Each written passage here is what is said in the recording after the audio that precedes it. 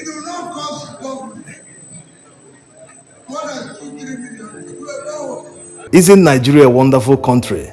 A group from northern Nigeria is calling on P2B to stop drilling and commissioning the boreholes it's been doing since the Ramadan season in many communities in northern Nigeria. The group that calls itself Arewa Renaissance Group said, quote, "The borehole P2B installed in our community is an eyesore. Furthermore, his act of inscribing his name on the project is an insult. If P2B believes that such an unkind gesture and substandard project can win the hearts of northerners, then he must be joking," unquote. It seems that some people are hiding under this faceless organization to throw jabs at P2B, so it's politically motivated. The truth is that P2B, in one of his addresses in an emir's palace in the north, during the commissioning of one of the boreholes, he stated clearly that why he is building it this way is because he wants to provoke the elites, that there are up to 10,000 elites in Nigeria that can do something to change the lives of poor people. So he's intentionally trying to provoke politicians, but unfortunately, he's provoking them the wrong way. They are seeing it as a threat to their political survival. How can this man all the way from the south be coming to be doing charity up north? He's trying to say that we are not competent, we can't do this for our own people, and he's taking advantage. So expect all sorts of mud and jabs to be thrown at him for just doing something for humanity. You see, when poverty is mentioned in the north, a lot of people in the south don't seem to grasp the gravity. In most cities in the south, it's very difficult to see a house that doesn't have a borehole, except in cities where the water is too deep. When you drill, it is very deep and sometimes you don't get water. In such cities, there might be problem of water.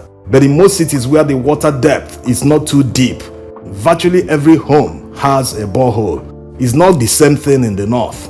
Like in this market where they sell livestock, they do not have water. They've not seen water here for more than nearly in their existence. Is it the university in Sokoto? A whole federal university, they do not have water. He built a borehole there. So these are life-changing interventions, and the most important thing is that they are at least clean enough for drinking, or maybe the people will boil it before drinking. In most places, they have streams or small rivers. They are not clean, but the people have no choice but to drink them this way. They drink from the same water source as animals. On the other hand, most politicians in the north don't think that this is far better than palliatives. Palliatives are not sustainable. How long will you continue feeding the people? Whenever they do these palliatives, you hear that someone died in a stampede, if not one or two persons or even several people. So this is the problem. They need to start giving people sustainable infrastructure that will sustain them over a period of time. This clean water alone will improve the lives of people living in the area.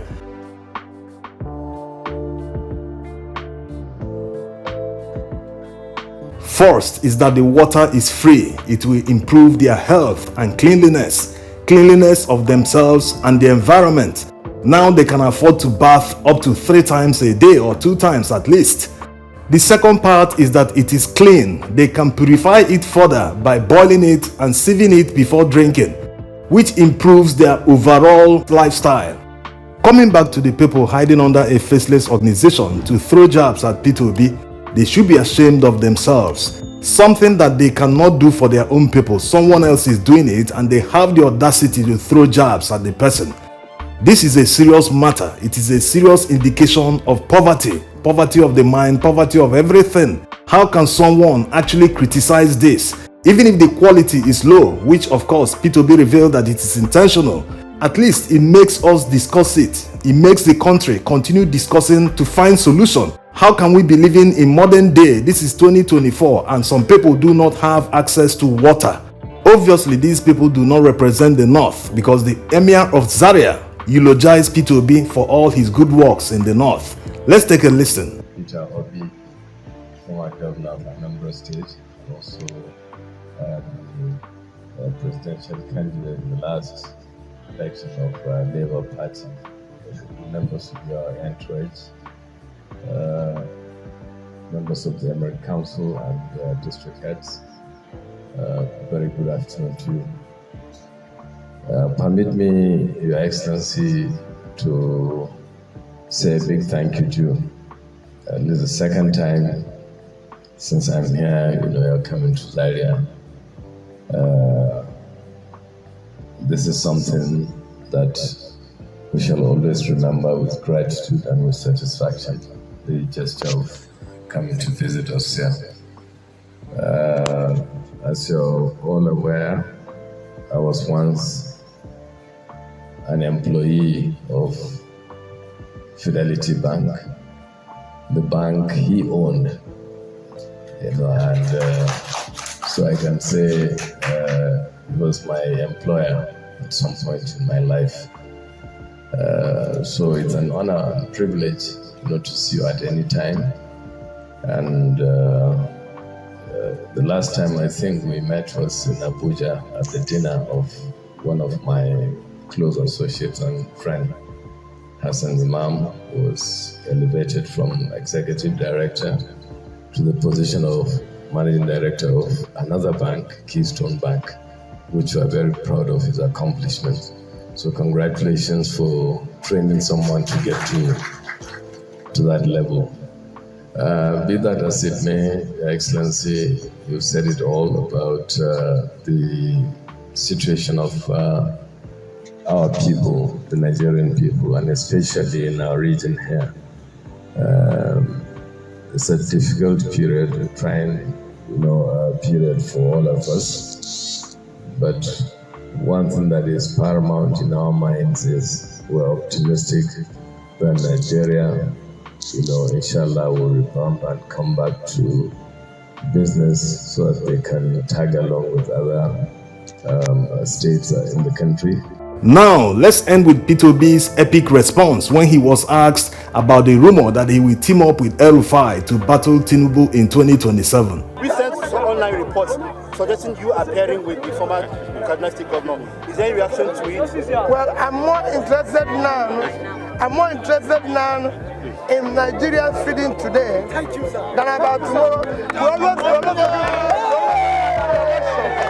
We're always concentrating about the election rather than what Nigerians are going through.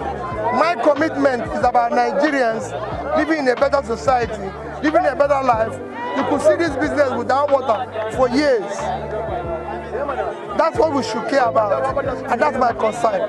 He's right. In Nigeria, many politicians start from day one working towards their re-election.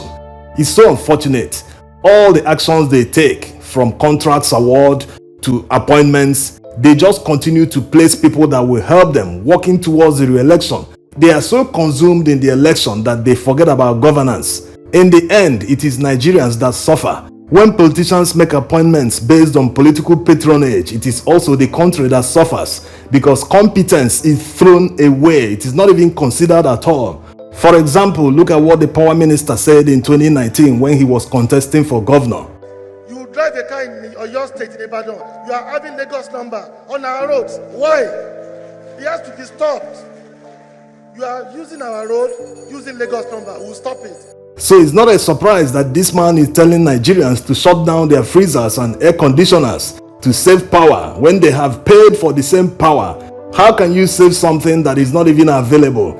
Anyway, all these boreholes P2B is drilling in the north with his personal money should actually motivate representatives in the north. Instead of their using their constituency allowance to be distributing palliatives to their people, they should consider building boreholes, especially in remote communities where they don't have water, where people trek miles to get water that is not even clean.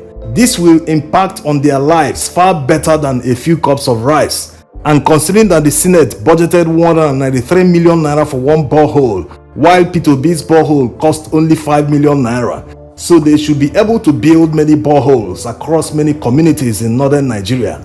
Even in southern Nigeria where they don't have water, in remote areas where it's difficult to get water, they should make sure all the representatives collecting constituency allowance, they should make sure they build these boreholes so that at least Nigerians who don't have access to water will get water. This is 2024. Thanks for watching.